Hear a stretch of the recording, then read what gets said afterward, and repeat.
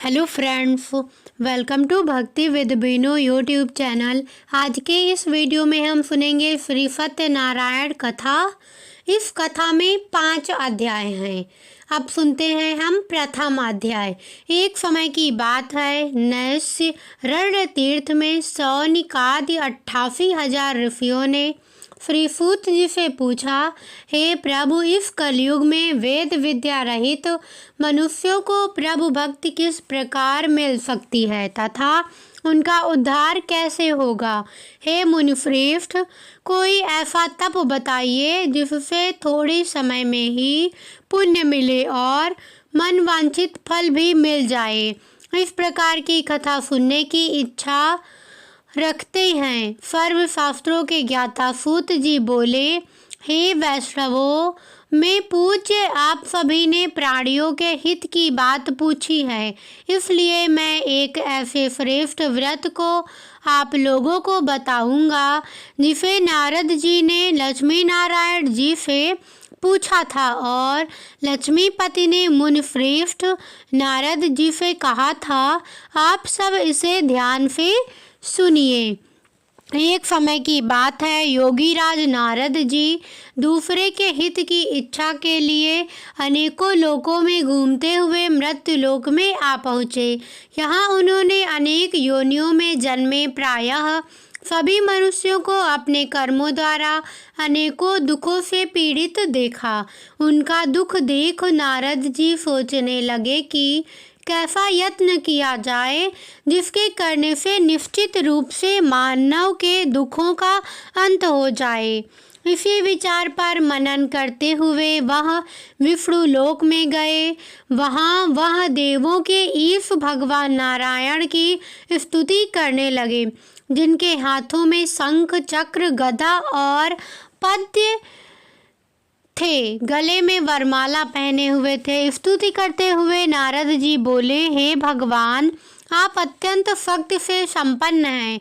मन तथा वाणी भी आपको नहीं पा सकती हैं। आपका आदि मध्य तथा अंत नहीं है। निर्गुण स्वरूप सृष्टि के कारण भक्तों के दुख को दूर करने वाले आपको मेरा नमस्कार है। नारद जी की स्तुति सुन विष्णु भगवान बोले, हे मुनिश्रेष्ठ, आपके मन में क्या बात है? आप किस काम के लिए पधारे हैं, उसे निसंकोच कहो। इस पर नारद मुनि बोले कि मृत्यु लोक में अनेक योनियों में जन्मे मनुष्य अपने कर्मों के द्वारा अनेकों दुख से दुखी हो रहे हैं। हे नाथ, आप मुझ पर दया रखते हैं तो बताइए कि वो मनुष्य थोड़े प्रयास से ही अपने दुखों से कैसे छुटकारा पा सकते हैं। श्री हरि बोले, हे नारद, मनुष्यों की भलाई के लिए तुमने बात अच्छी पूछी है, जिसके करने से मनुष्य मोह से छूट जाता है। वह बात मैं कहता हूँ, उसे सुनो। स्वर्ग लोक व मृत्यु लोक दोनों में एक दुर्लभ उत्तम व्रत है जो पुण्य देने वाला है। आज प्रेमवश होकर मैं उसे तुमसे कहता हूँ। श्री सत्यनारायण भगवान का यह व्रत अच्छी तरह विधान पूर्वक करके मनुष्य तुरंत ही यहाँ सुख भोग कर मरने पर मोक्ष पाता है। श्री हरि के वचन सुन नारद जी बोले कि उस व्रत का फल क्या है और उसका विधान क्या है। यह व्रत किसने किया था? इस व्रत को किस दिन करना चाहिए? सभी कुछ विस्तार में बताइए।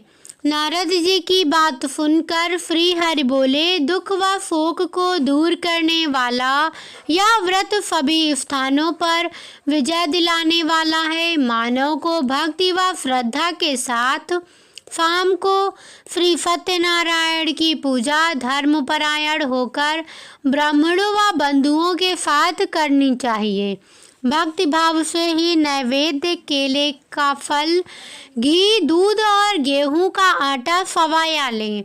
गेहूं के स्थान पर साठी का आटा, शक्कर तथा गुड़ लेकर वह सभी भक्षण योग्य पदार्थों को मिलाकर भगवान का भोग लगाएं।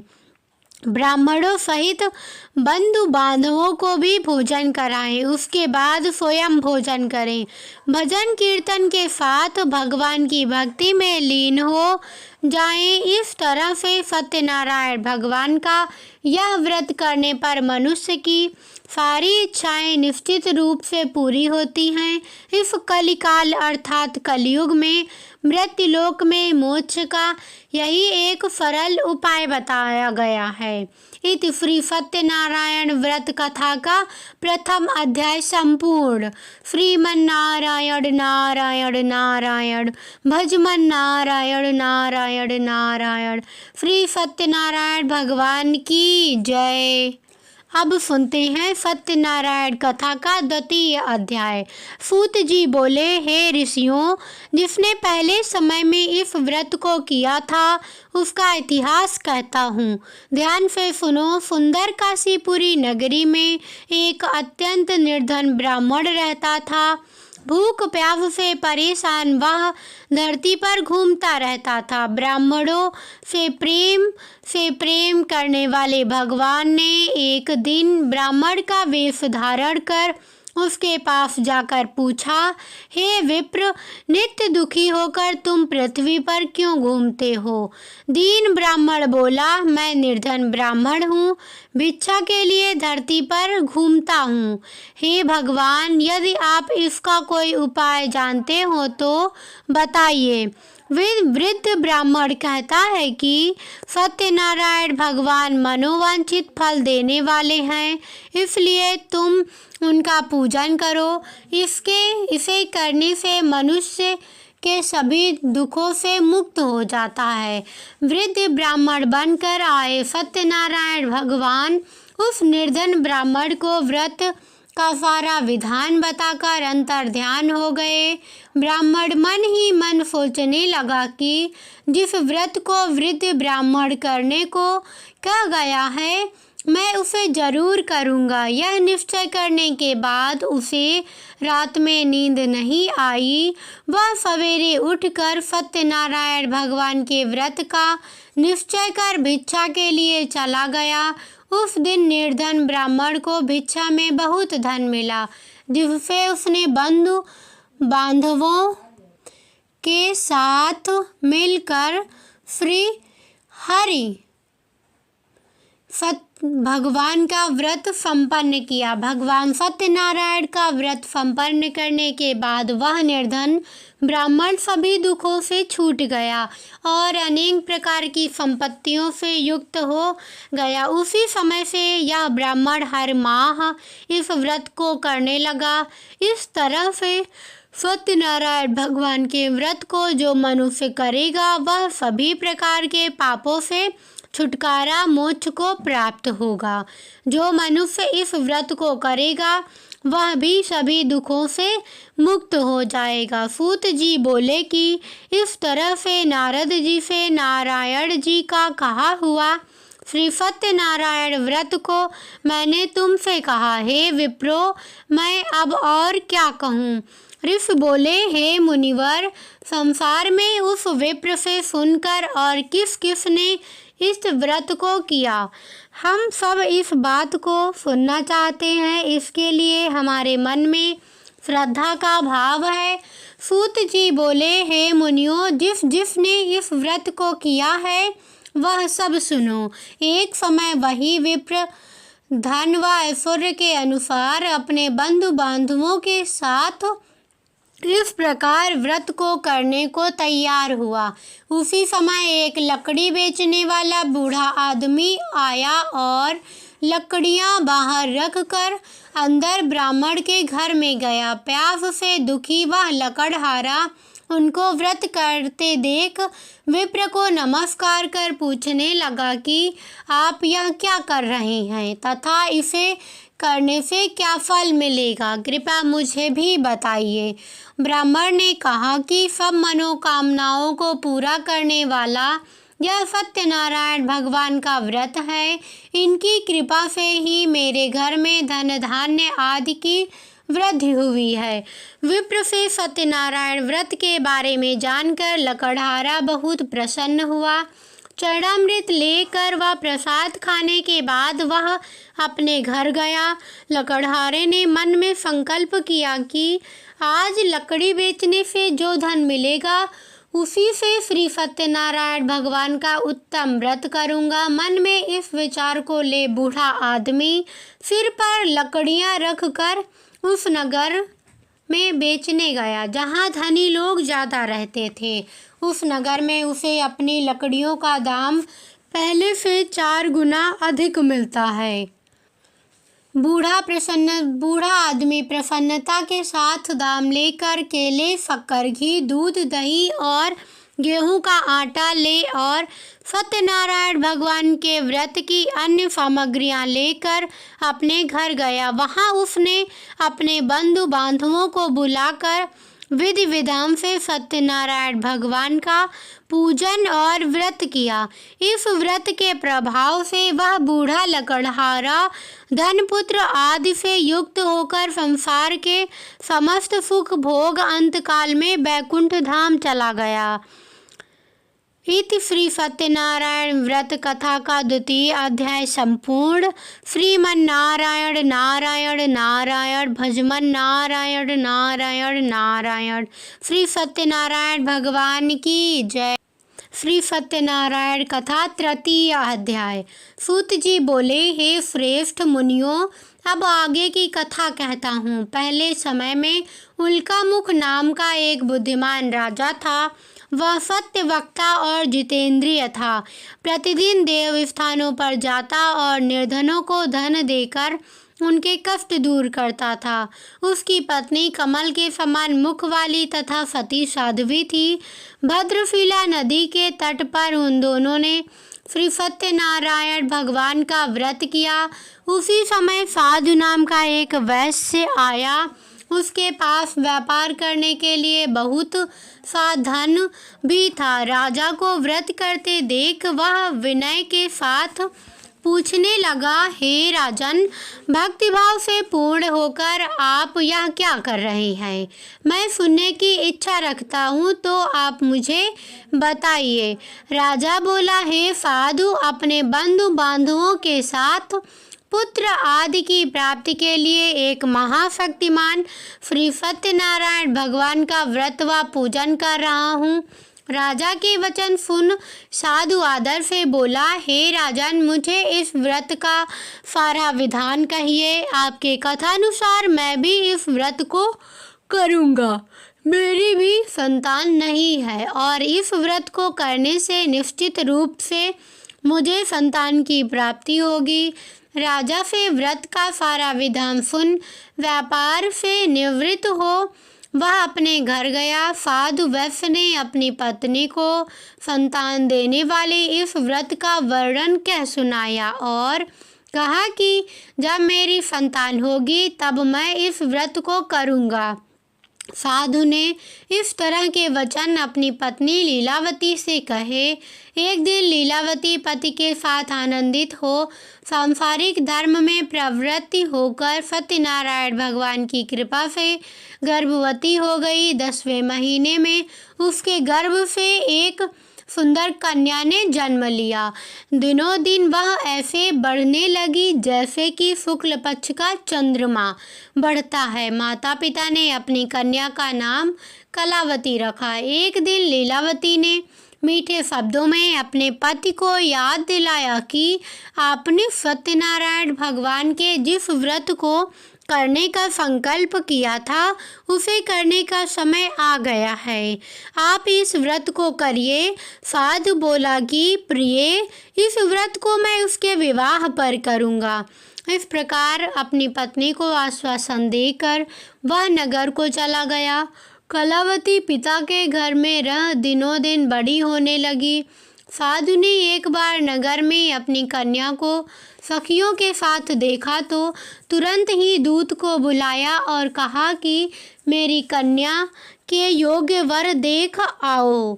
साधु की बात सुनकर दूत कंचन नगर में पहुंचा और वहां देखभाल कर लड़की के लिए सुयोग्य वाणिक पुत्र को ले आया। सुयोग्य लड़के को देख साधु ने बंधु बांधवों को बुलाकर अपनी पुत्री का विवाह कर दिया। लेकिन दुर्भाग्य की बात यह कि साधु ने अभी भी श्री सत्यनारायण भगवान का व्रत नहीं किया। इस पर श्री भगवान क्रोधित हो गए और श्राप दिया कि साधु को अत्यंत दुख मिले। अपने कार्य में कुशल साधु बनिया जमाई को लेकर समुद्र के पास स्थित होकर रत्नासारपुर नगर में गया। वहां जाकर दामाद ससुर दोनों मिलकर चंद्रकेतु राजा के नगर में व्यापार करने लगे। एक दिन भगवान सत्यनारायण की माया से एक चोर राजा का धन चुराकर भाग रहा था। उसने राजा के सिपाहियों को अपना पीछा करते देख चुराया हुआ धन वहां रख दिया जहां साधु अपने जमाई के साथ ठहरा हुआ था। राजा के सिपाहियों ने साधु वैश्य के पास राजा का धन पड़ा देखा तो वह ससुर जमाई दोनों को बांधकर प्रसन्नता से राजा के पास ले गए और कहा कि उन दोनों चोरों को हम पकड़ लाए हैं, आप आगे की कार्यवाही की आज्ञा दें। राजा की आज्ञा से उन दोनों को कठिन कारावास में डाल दिया गया और उनका सारा धन भी उनसे छीन लिया गया। श्री सत्यनारायण भगवान के श्राप से साधु की पत्नी भी बहुत दुखी हुई। घर में जो धन रखा था उसे चोर चुरा कर ले गए। शारीरिक तथा मानसिक पीड़ा व भूख प्यास से अति दुखी हो अन्न की चिंता में कलावती एक ब्राह्मण के घर गई। वहां उसने श्री सत्यनारायण भगवान का व्रत होते देखा, फिर कथा भी सुनी। वह प्रसाद ग्रहण कर रात को घर वापस आई। माता ने कलावती से पूछा कि हे पुत्री, अब तक तुम कहाँ थी? तेरे मन में क्या है? कलावती ने अपनी माता से कहा, हे माता, मैंने एक ब्राह्मण के घर में श्री सत्यनारायण भगवान का व्रत देखा है। कन्या के वचन सुन लीलावती भगवान के पूजन की तैयारी करने लगी। लीलावती ने परिवार व बंधुओं सहित सत्यनारायण भगवान का पूजन किया और उनसे वर मांगा कि मेरे पति तथा जमाई शीघ्र घर आ जाएं। साथ ही यह भी प्रार्थना की कि हम सबका अपराध क्षमा करें।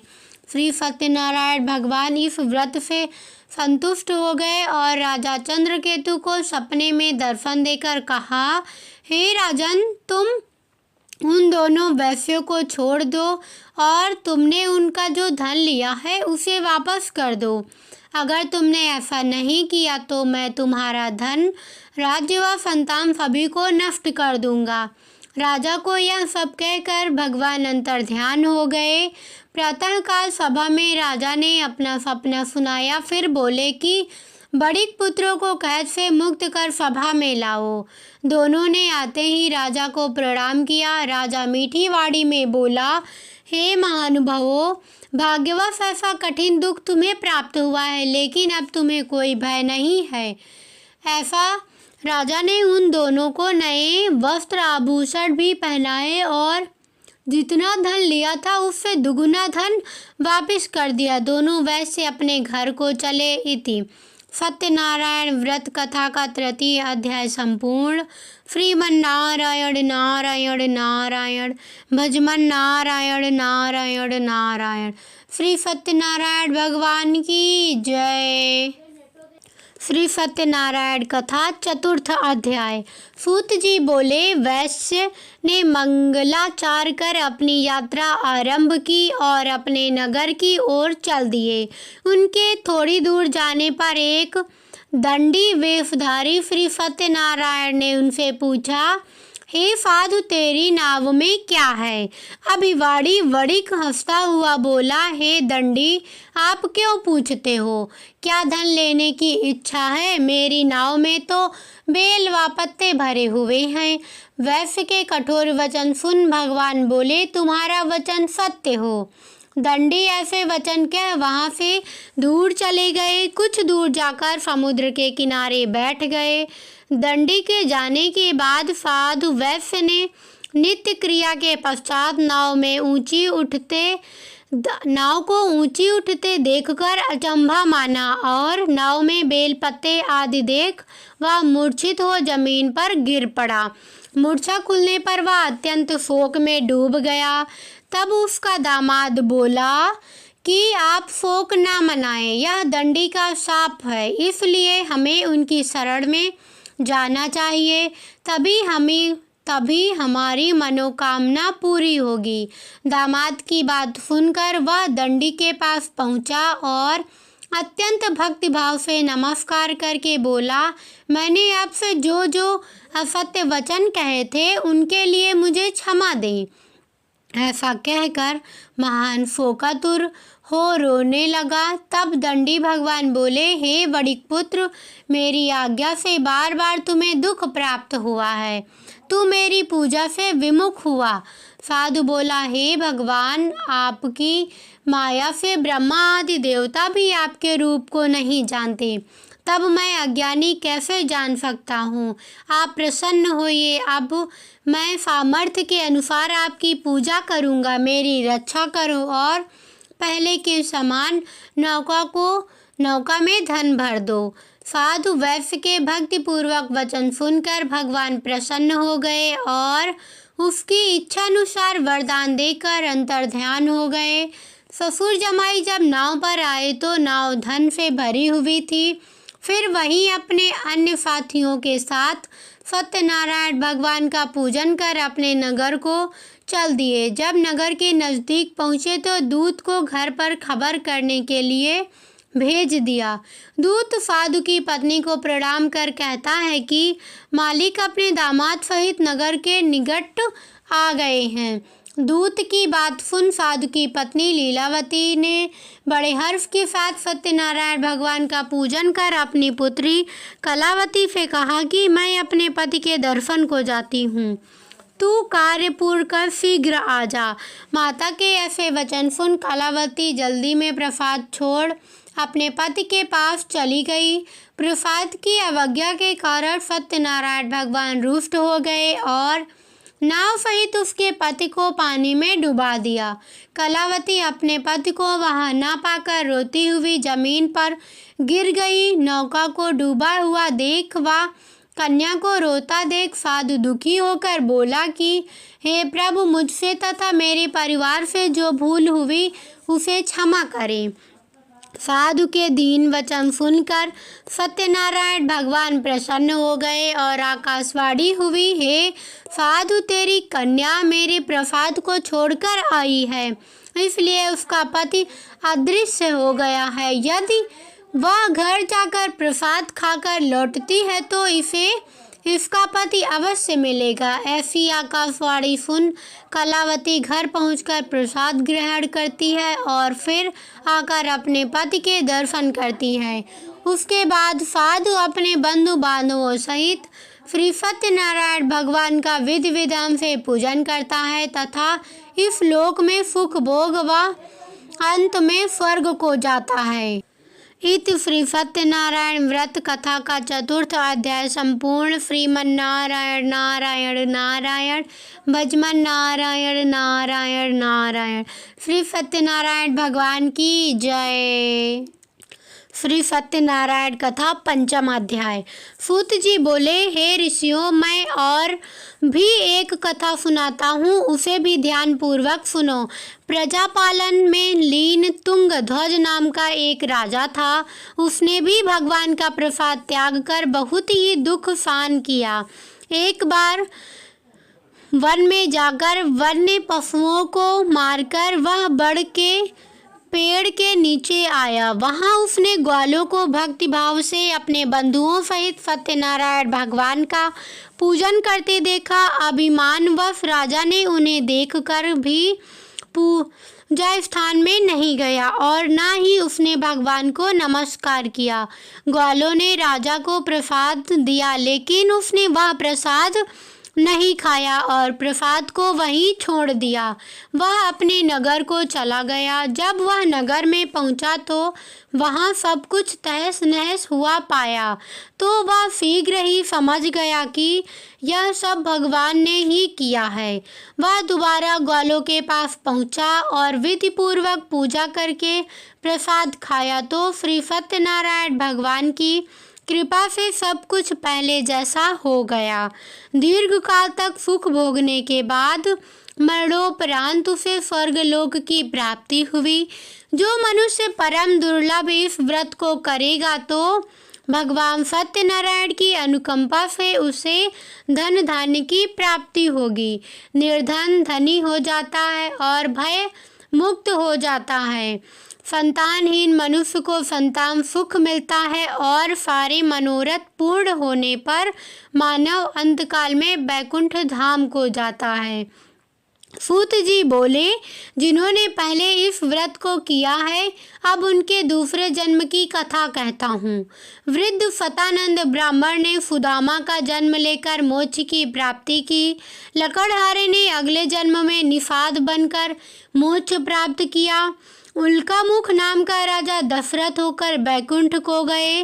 साधु नाम के वैश्य ने मोरध्वज बनकर अपने पुत्र को आरे से चीरकर मोक्ष पाया। महाराज तुंगध्वज ने स्वयंभू होकर भगवान में भक्ति युक्त हो कर्म कर मोक्ष पाया। इति श्री सत्यनारायण व्रत कथा का 5वां अध्याय संपूर्ण। श्रीमन नारायण नारायण नारायण भजमन नारायण नारायण नारायण। श्री सत्यनारायण भगवान की जय। कमेंट में श्री सत्यनारायण भगवान की जय लिखना ना भूलें। अगर मेरी यह कथा अच्छी लगे तो चैनल को लाइक शेयर और सब्सक्राइब करना बिल्कुल मत भूलें। धन्यवाद।